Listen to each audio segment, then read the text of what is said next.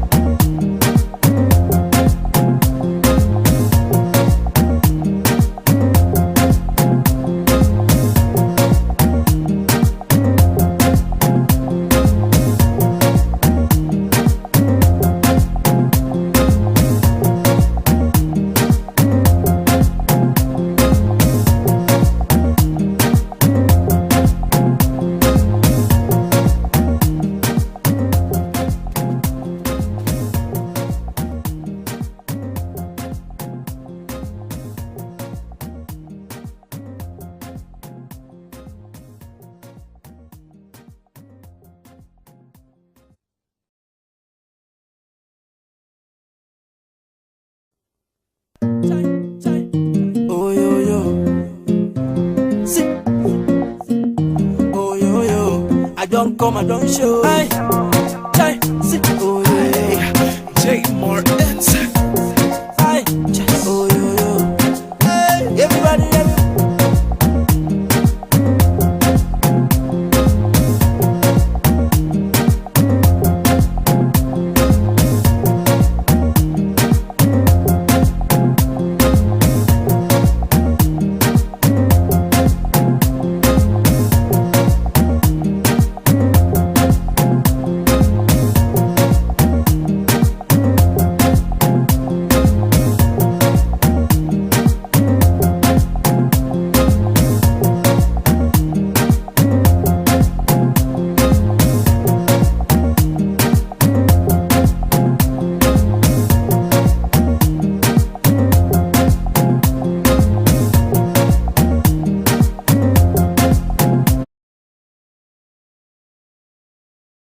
62 days to the swearing in of Dr. Alex Oti as the substantive governor of Abia State come May 29th, 2023, whilst the governor-elect has been inundated with several congratulatory messages on his victory at the March 18th governorship poll.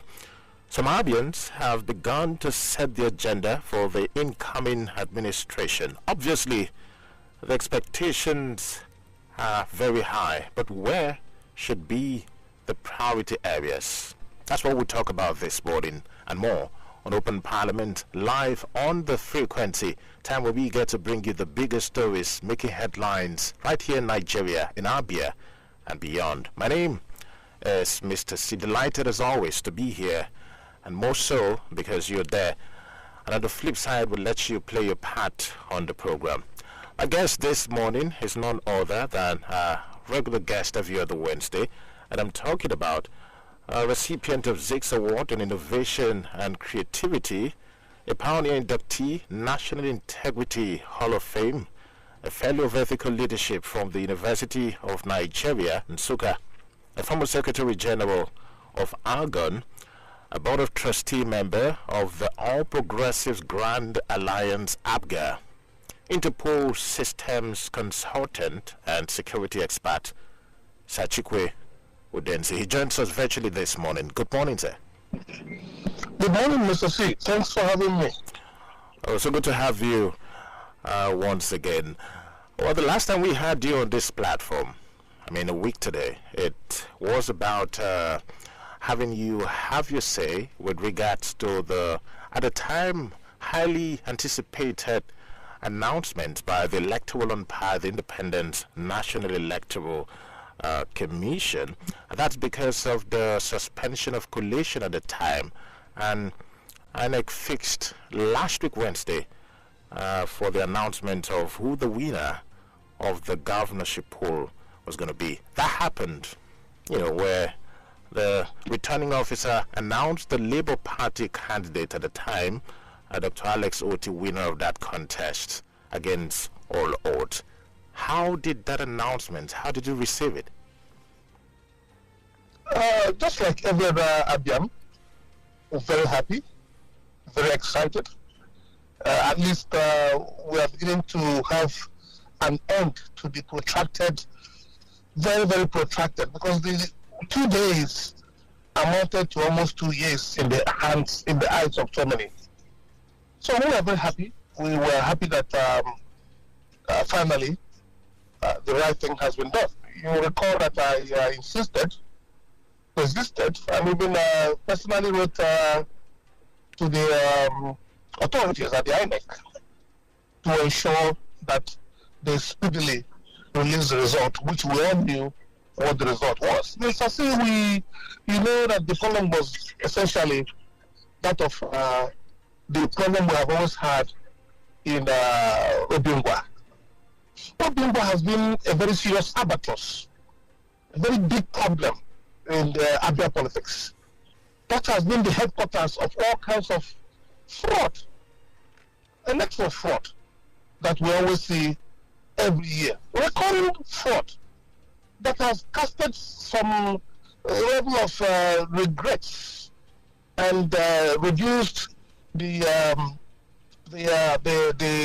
authority that ought to have been given to the governors. You see, most of the governors that won through Obingwa abracadabra has always lost credibility.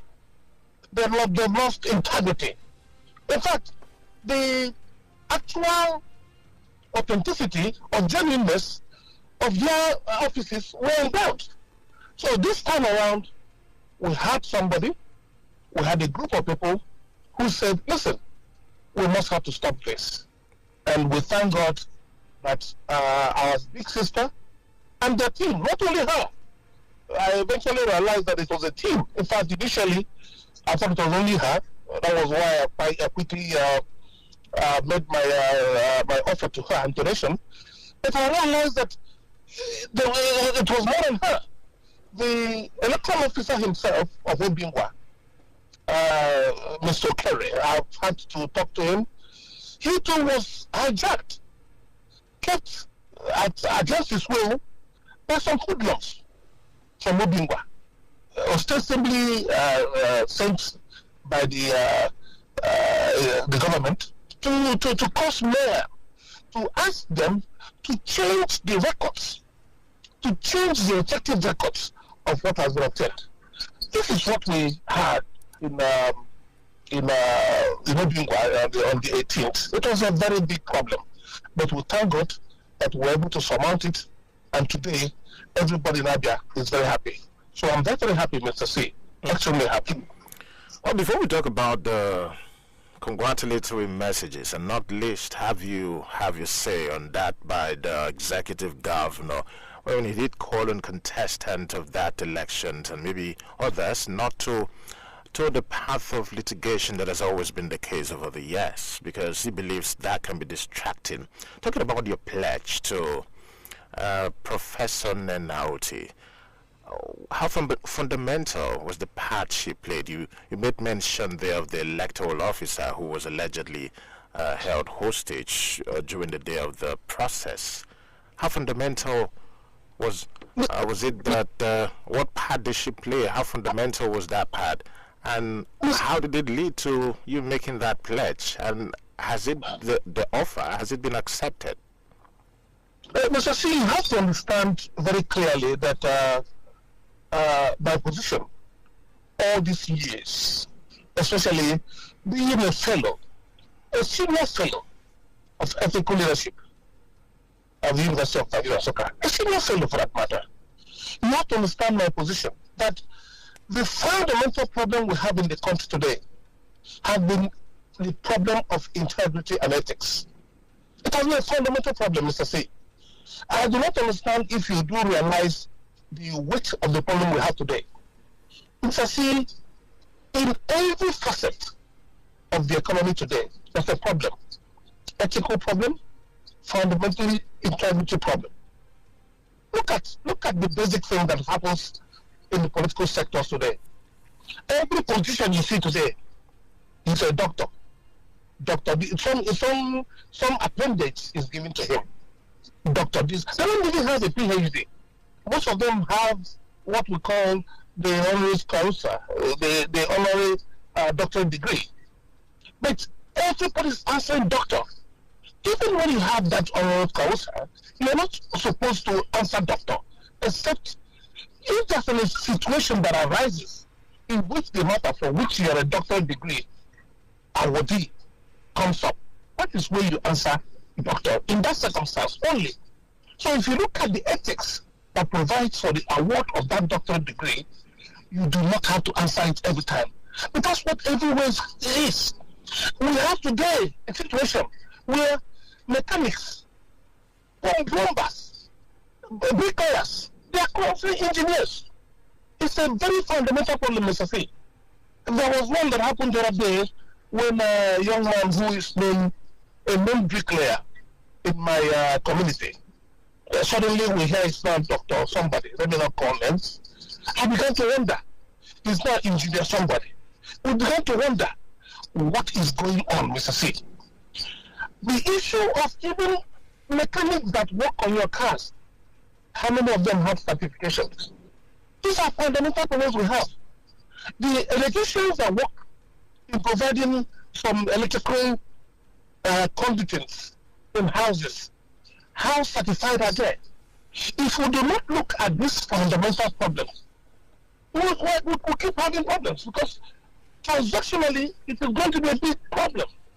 When you transact businesses with individuals today, there are no trust. Businesses without trust is no business. It has created enormous fundamental and foundational problem in the society. And Mr. C, the issue has been worsened by the role our churches are playing today. Churches that ought to be the altar where morals are preached. What you see preached in churches today is money.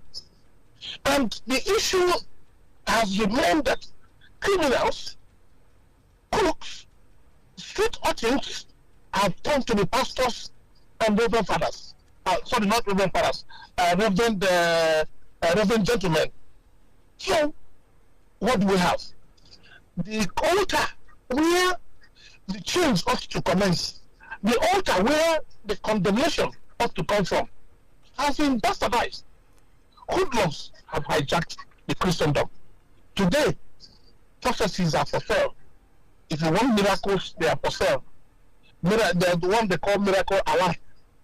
If you come to the church, you get a miracle alert on your phone. These are things that we ought to first and foremost stop.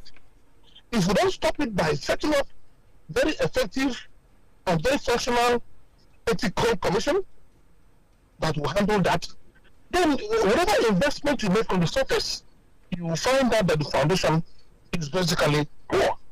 It is not only in that area.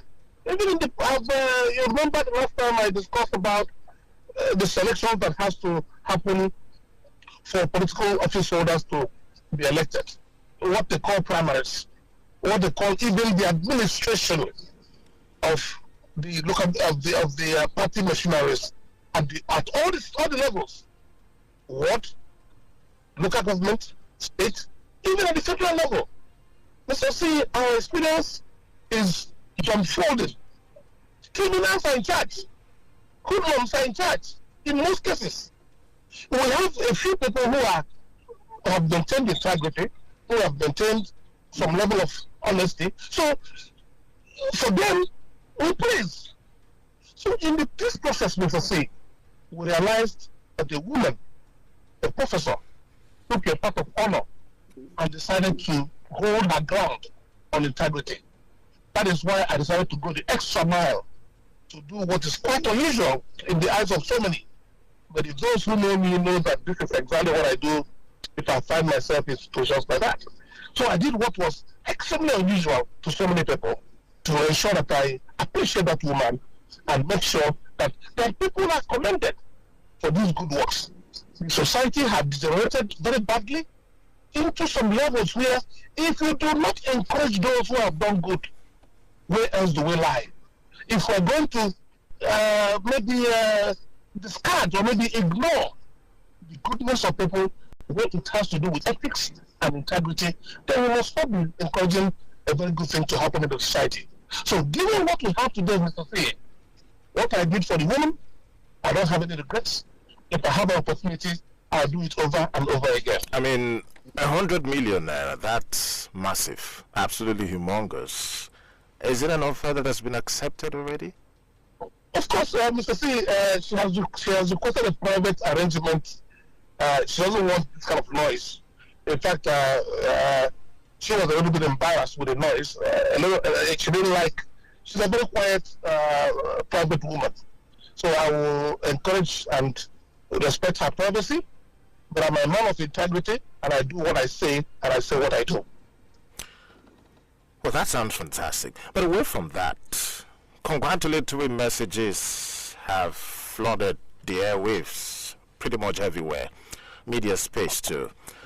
And that to the person of the governor-elect, Dr. Alex Oti. One of it was that from the governor of Abia State, Dr. Victor Keze, where hours after the announcement, he made that message to Dr. Alex Oti, calling on other contestants not to go to court. In his words, he said, quote, "Since we have come to the logical end of this battle, it is appropriate to congratulate the winner, Dr. Alex Oti, on his hard-fought victory. In every battle, there will always be a winner, and in the spirit of sportsmanship and love for our state, the governor-elect must see his victory as a higher call to service to the people of Abia State." Well, the important part of the statement was where he said, quote, "Having myself spent about 3.5 years in different courts and having experienced firsthand the distraction such cases can cause a leader, I appeal to every candidate in these elections not to distract the incoming administration with court cases so that they will settle down and deal with the very demanding business of governance. And let us break this negative trend of subjecting our governors to endless litigations and allow them to concentrate on providing good governance. What did you make of that? Very encouraging. I commend the governor, His Excellency Okezi Bazo, for that step he took. And that is, to a large extent, what a leader ought to do. In this circumstance, he took the right path. And I commend him. It is encouraging. And I also will urge, in that same light, everybody who contested in this light to shake their swords and allow the governor-elect to be sworn in, and he takes over and hit the ground running. It's very important, Mr. C. The problems in Abia State are so humongous that anybody who is going to distract Alexoti from doing his job as a governor is not doing any favor to the state. The job he on hand for him is enormous. I do not have a lot of sympathy for him. I don't know how he intends to handle them because it's enormous.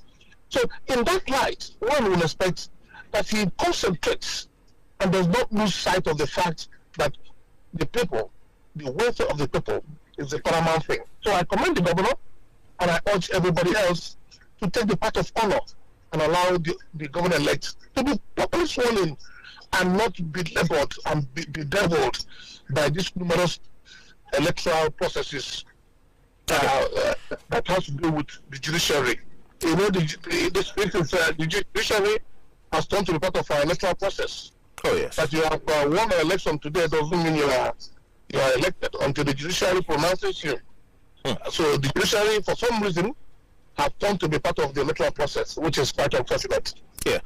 Interestingly, the governor's party, the People's Democratic Party, in a very stunning move, have decided to challenge the said victory of Dr. Alex Oti in court. This is negating this very strong advice given by the governor. Or the party's vice chairman and acting state publicity secretary, Abraham Ama, did drop a statement yesterday when he did talk about challenging the victory of Dr. Alex Oti.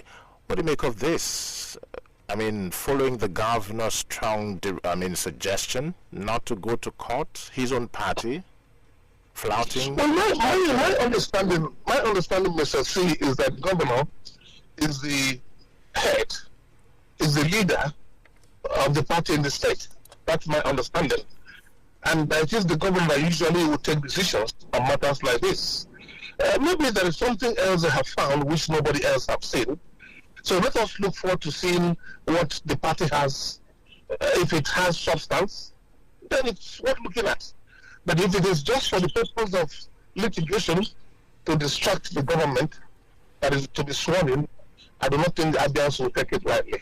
Now, some of the statements said they're going to be challenging 6 local government areas where they believe the bimodal voter accreditation system machines were allegedly not used, and that it is doing so because of the decision and the resolve of the Labour Party to take its own candidates that won elections to court. That is the Labour Party saying to take the candidates of the PDP that won elections to court.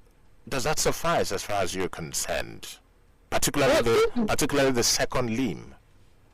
Yes, if we have a situation, the first limb is the inability of the umpires to use the bimodal voter identification accreditation system for the election. If that is the case, let's say, if that is the case, then it is worth looking into. Because if you did not use the beavers, then there was no election. That is what the law says. The beavers ought to be used. If it was not used, then they have a very strong case. And I will encourage them to look at the case, at least for posterity, and to keep records straight. On the second part of whatever is good for the goose is good for the gander, it amounts to some kind of retaliatory tendency. That I do not buy. I prefer to buy the previous one that says the laws were broken. Not that I'm taking you to court because you took me to court. No. This other one doesn't click with me.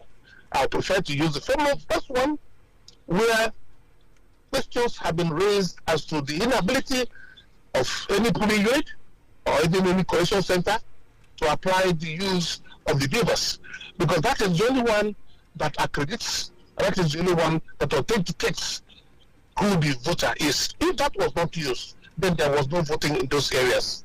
But if it was used, it would be an effort in futility to distract Abians from the process of changing the trajectory and the narrative for which we are on the course of doing. But in the spirit of the governor's suggestion and advice not to the path of litigation, would you also advise, and also following the second limb of the PDP's reason to challenge the election outcome, would you say that indeed all parties should share the sword, not visiting the court, the Labour Party inclusive, maybe for ultimate peace in the land and the state generally? Absolutely, Mr. C. My attitude to it, which I've said over and over, not only in private fora, but in public fora, I've said it over and over, that we should encourage whoever that has won the election to take over the mantle and try to change the narrative in Abia State, which is enormous, like I said earlier, which is very humongous.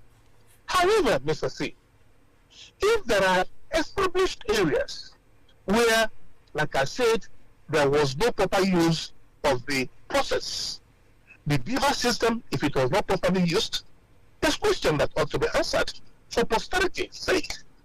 But generally, I will ask everybody to share the sword. Let us look towards finding the solutions to the enormous, the mirage of problems we have in Abia State. This is my attitude to it. My desire for peace does not elude the fact that where there are necessary infringements, it should not be addressed. It ought to be addressed. For our studios, it's 26 minutes gone past 9. Open Parliament, midweek edition. Our guest is Interpol Systems consultant, who's still virtual this morning, Chikwe Udensi. Well, in just about 62 days, we're going to be having the swearing in of Dr. Alex Oti as the substantive governor of Abia State, precisely May 29th. Abians, well, politicians have been lobbying, just like politicians will. But for Abians who are very altruistic, quite a number of them have begun setting the agenda for the incoming administration. As one who followed Abia State over the years, and one who has been very passionate, yourself attempted to, I want to lead Abia to that El Dorado, to that promised land. What agenda would you set for the incoming administration? First off, where would you say should be the priority areas for the incoming administration? Thank you very much, Mr. C. You know that we have listened very carefully to the acceptance speech and also the subsequent speech of the governor-elect, Dr. Alex Oti. And we have seen his direction. Our advice will not necessarily change his opinion. He has insisted very clearly that his first line of action will be remunerations and salaries. He says he wants to clear the backlog of salaries. And I heard him say, he gave a time frame for himself. He said it was December of this year. I do not know how he intends to achieve that, but I hope he will start from somewhere. He probably doesn't understand how big the problem in Abia State is. The problem in Abia State is humongous. I do not see how he can, within this frame of time, I don't see how he can do it. But I pray for him, and I wish he is able to do it. He has enormous understanding of the financial sector, having been the managing director of a very solid bank over the years, and also having spent all his years in the financial sector. I believe he probably has the factor, he has the LCM, he has the capacity to change the trajectory by way of providing funding ordinary people like us will prefer to take it a step at a time. However, I would prefer a situation where he looks into the very basic foundation of those in service. I believe that the Abia civil service, is over bloated. There are so many lame ducks, and there are so many the ones they call ghost workers. So many ghost workers. See, there was some due diligence we did sometime last year, if I can remember exactly. We did a few of due diligence to find out the level of ghost workers we have in Abia State. It's enormous. It's so much. In fact, the governor himself at the time raised the alarm when he, according to him, he indicated to us that what he saw at the Polytechnic in Aba, the State Polytechnic, what he saw there was very disturbing. He expressed shock as having, according to him, 16 gatemen at one gate. 16 gatemen at one gate. So this is exactly the area I think he should start. He should start in the area of ensuring that those who claim to be working for our state are actually our employees. I also understand the volume. Why did we have so much overbloated pension remuneration budget? You may also find that most people who are on pension in Abia State may be also ghost pensioners. And if you, in the process of wanting to make sure you pay every pensioner the arrears and subsequent payment, especially when it includes gratuity too, because from 2001 till date, gratuity hasn't been paid in Abia State. So if he intends to do that, he should ensure that the money is going to the right people. And that is the agenda I will ask him to look at very critically. Okay. And that is the best way Abia should go. Okay, we'll pause your thoughts there now because we need to go for a break. And yes, it's Open Parliament still live on the frequency. Interpol Systems Consultant Chikwe Udensi is still a guest, still here. We'll take that break. When we return, we'll have more and then take your call. Stay with us.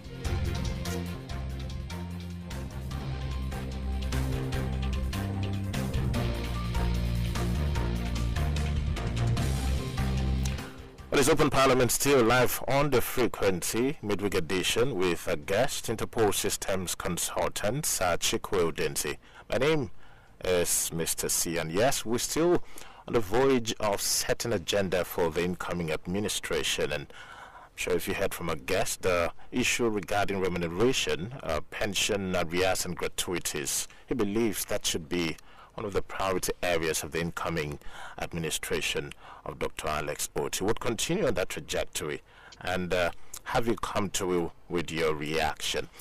But before we get back on the agenda on the various sectors of Abia, let's look at the constitution of the cabinet. Let's look at the executive, because of course the incoming governor has got to have lieutenants to be able to execute his manifesto to the people of Abia State. How would you want his manifesto to be constituted?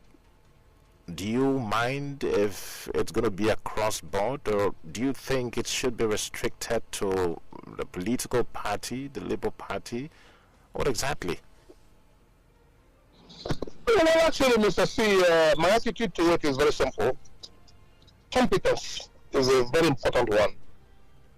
And if you take a look at the way Dr. Otti has conducted himself, you have no doubt that he has the penchant to use competent hands.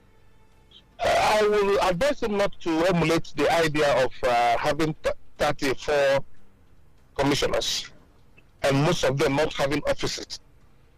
And then the idea of paying our commissioners a little below 200,000 naira a month. If you pay peanuts, you get monkeys. Let him look for competent people and pay them very well. Not just pay too well, but make sure you pay a livable wage. If you want some level of patriotism from your citizens, you should also be concerned about the welfare of the citizen. Where you pay them wages that they cannot survive on, the tendency is for them to look for other means of survival. That has been the tendency. So it is very important that he looks for competent people, competent hands, and also pay well. If you don't pay well, there's no competence that has to go with it. So I would advise the incoming governor to ensure that he does not take the line of this outgoing government, where what we see is a bunch of people without standing up what they're supposed to say. They need me to say the real situation.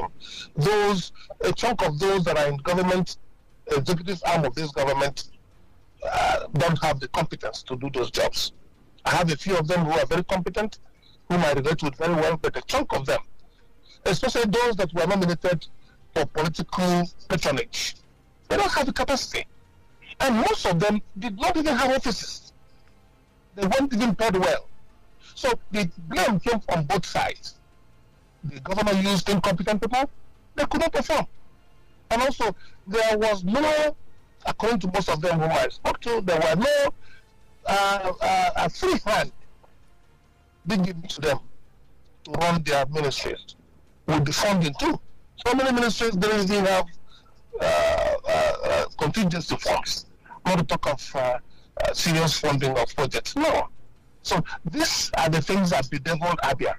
So I advise him, as the incoming governor, to stay away, keep away from going to have an overbloated executive that have incompetent people. Use very manageable level of very competent, highly cerebral people to run the affairs of Abia State. That is the position, and that is what I want to advise him. You said, Dr. Alex Oti, that he would like to run the Peter Obi's model of governance, that which he did in Anambra State when he was governor. Should that be the way to go? You have taken time to dissect how it was when Peter Obi was governor of Anambra State. Would that be applicable following the different considerations, the different demography between the two states? Mr. C, I listened to Peter Obi very clearly when he explained to us some of his models.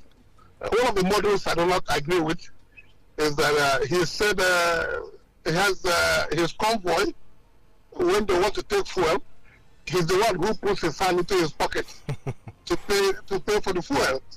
I do not accept that kind of model. But excesses, we do not have to accept.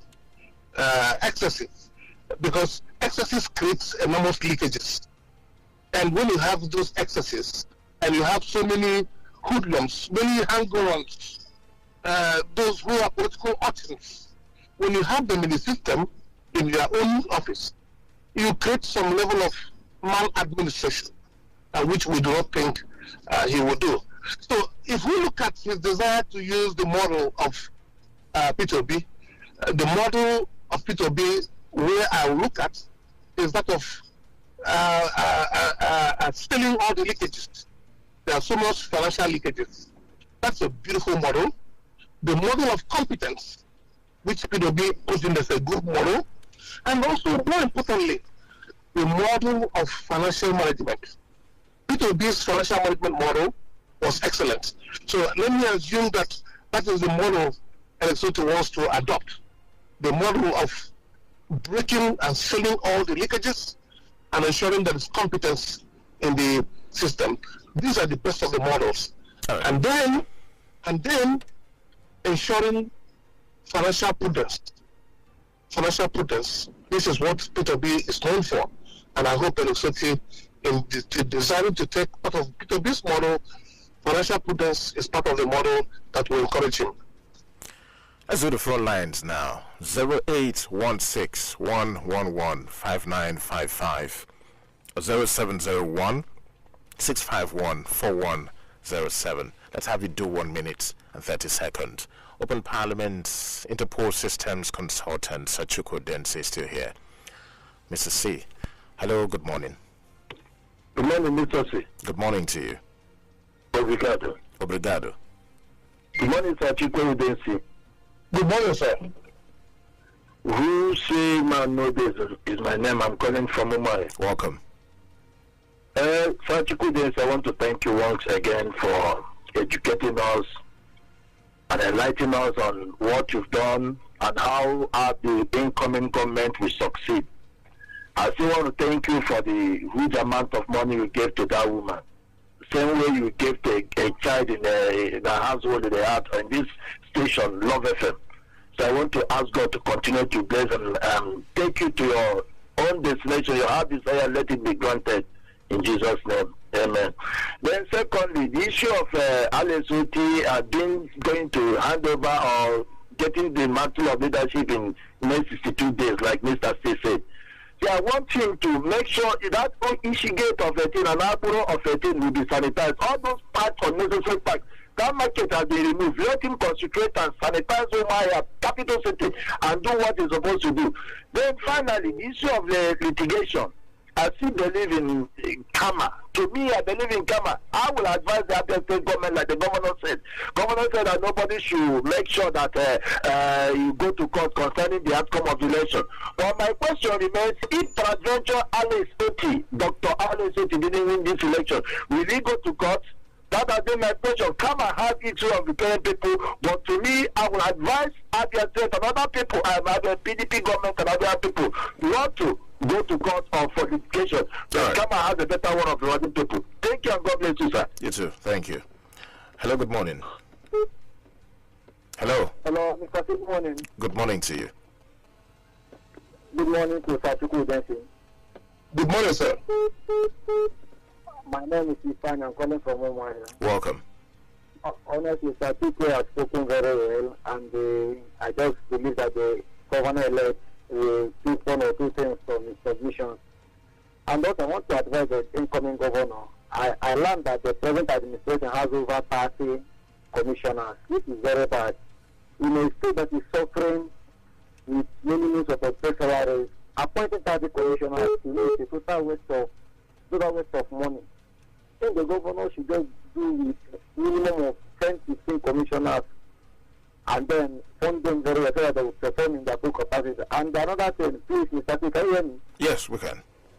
Okay, I beg, particularly I heard that we want to share applications to Professor Menna Uti, our vision of democracy in other states.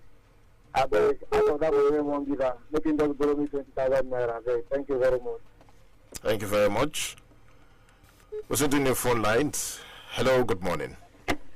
Mr. Steve, good morning. Good morning to you. Good morning. Good morning, sir. You are lifted.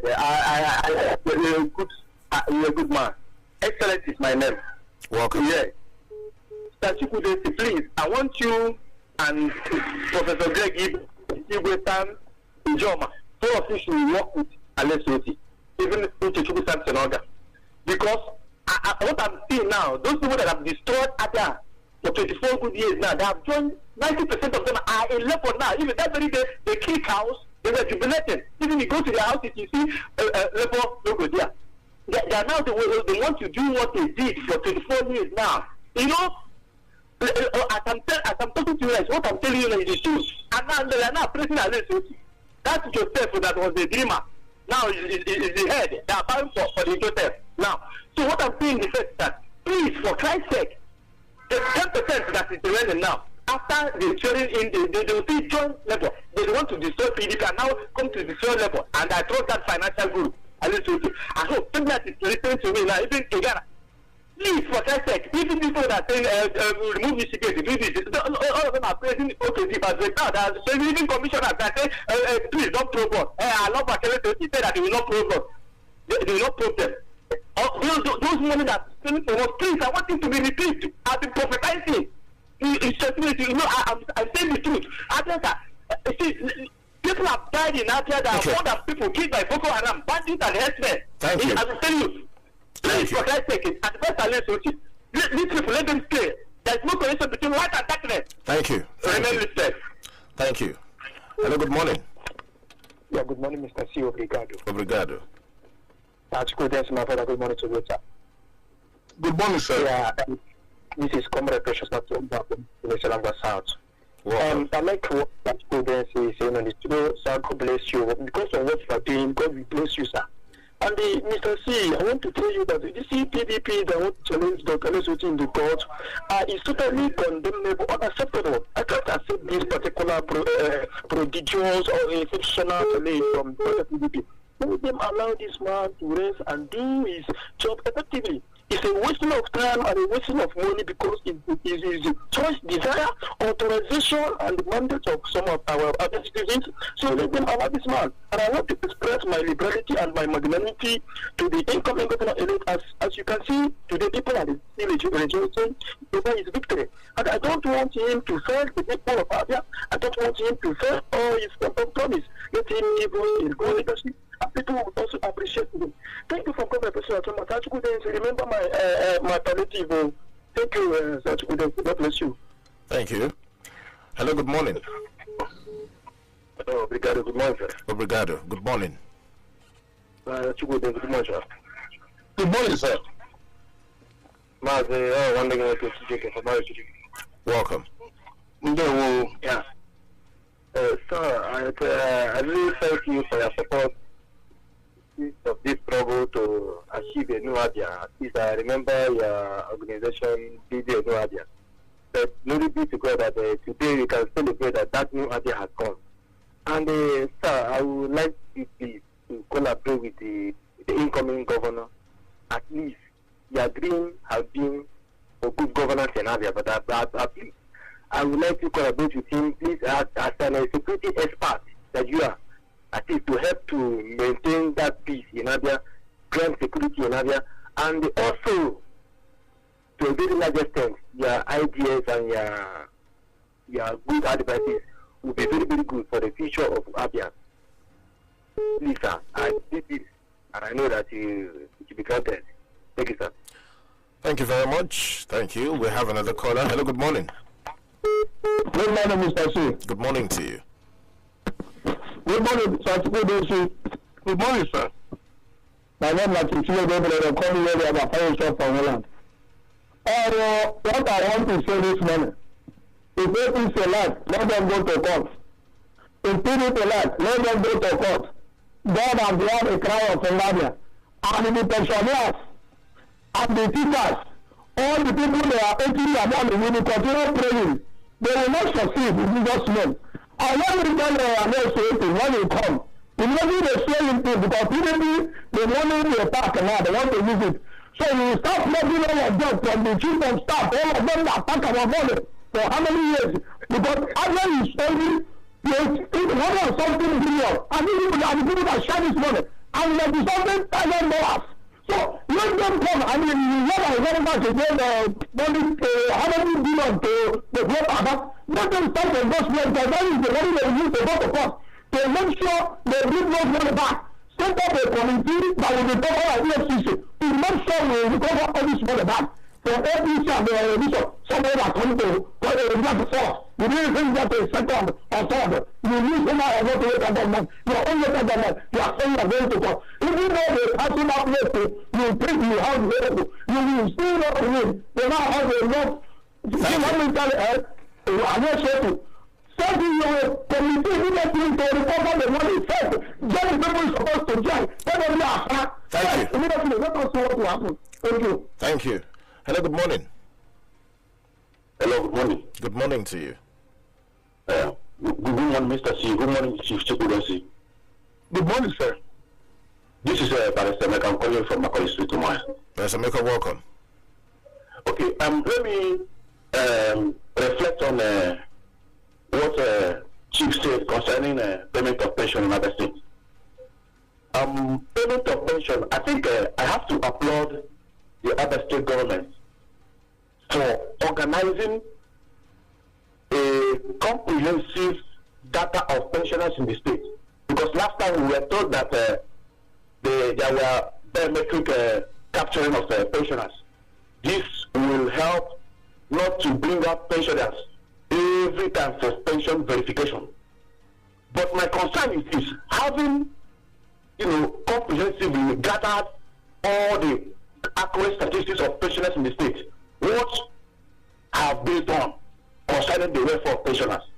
So I think the incoming governor should come in to restart from where they stopped, because bringing up pensioners again for verification, I think is not what the next governor should do. They should rely on the existing data, because there is a biometric data which has to do with their BVN and not the rest. So now, that's how pensions cannot, there's no fictitious name within the system.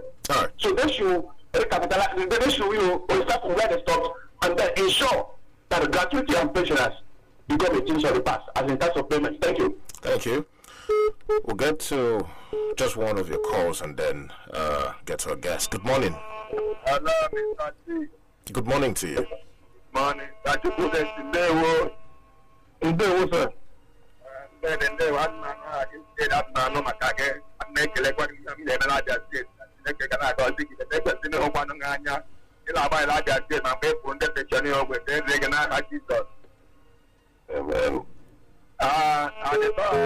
I'm advising Alizoti and arrested him for winning of the election. Me and my family, or my community, we are congratulating him. And we wish him good luck to help Abia, to rescue Abia from the bondage, to rescue all the workers, all the pensioners, all the teachers, all the poor people in Abia State.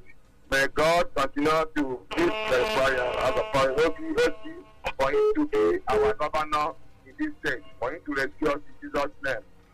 Thank you. Thank you. It'll be the last caller this morning. Well, I'm sure you've heard the reactions. 4 nights are still brimming, but time. Some of them have talked about you working with Professor Greg Ibe and together with the incoming governor, Dr. Alex Oti. The other talk about persons who are defecting, jumping ship from the governing party, the PDP, to the Labour Party. What would be your reaction to this? Well, I wouldn't know what the caller refers to by working with a few people in Abia State. I don't work in the state. My job is international security. I will not be working in Abia State per se. However, I can provide the instrumentality for security and also some of the hardware and softwares to ensure that Abia State is a little bit secured. I can donate those ones free of charge to the state without cost to them. But I cannot come to work in the state because I have no business working in the state. So we shall really encourage those who are at the state level to do the best they can to ensure that the problem we have in Abia State is also sizably ameliorated. One other area that interested me also was the area of Mr. Iyoba, the fire show for Hoho. He talked about probing the people who must have misappropriated our funds. I'm thinking we could look at that in depthly next week, if you will. Okay, yes, I would like to look at it because my approach will be a different approach. There's a need for deterrent. As much as I do not intend to look into what everybody did, or maybe to have eyes behind my head, no. But it will be very important, very, very important that there's a deterrent. We don't allow people to use some immunity and convert it to some impunity and subject the whole state into penury and suffering and then walk away with a handshake. Under my watch, that will not have happened. I wouldn't go to victimize anybody or to maybe persecute anybody. No, I wouldn't do that. Persecution wouldn't be my idea. But my idea is that anybody, by any stretch of imagination, if anybody has put us into this misery over these years and thinks he can walk away with it, under my watch, that wouldn't have happened. but I'm not Alexoti. Alexoti has his own attitude. He has his own agenda, and I encourage him to keep to his own agenda. But it is important we don't allow those who have put us into these pains, into this misery, into this hardship, to get away and go and enjoy the loots they have looted with all level of mannerisms, with impunity and with insult to people. We won't allow that to happen. Okay. Not to punish anybody, Mr. C. Don't get me wrong. Not to punish anybody, but for posterity and as a deterrent, so that nobody does it again tomorrow.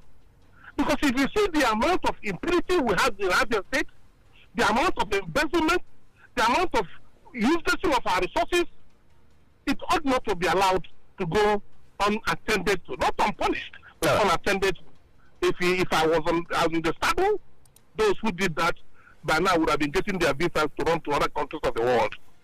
Okay, let's leave it there, Chikwe Udensi. Thanks once again for coming through on the program.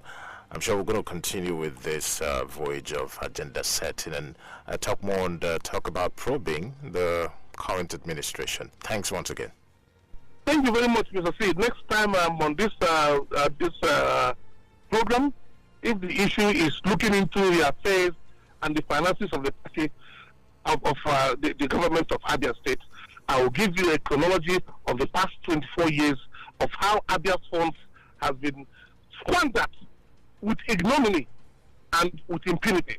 And that ought not be allowed, not in any form or shape. And it won't have happened under my watch. Thank you.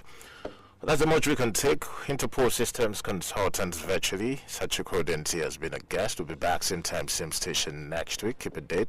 We'll be back tomorrow still for the Thursday edition of the program. Thanks for being a part through your calls and listenership. My name is Mr. C. Let's take you to the newsroom for the news at 10.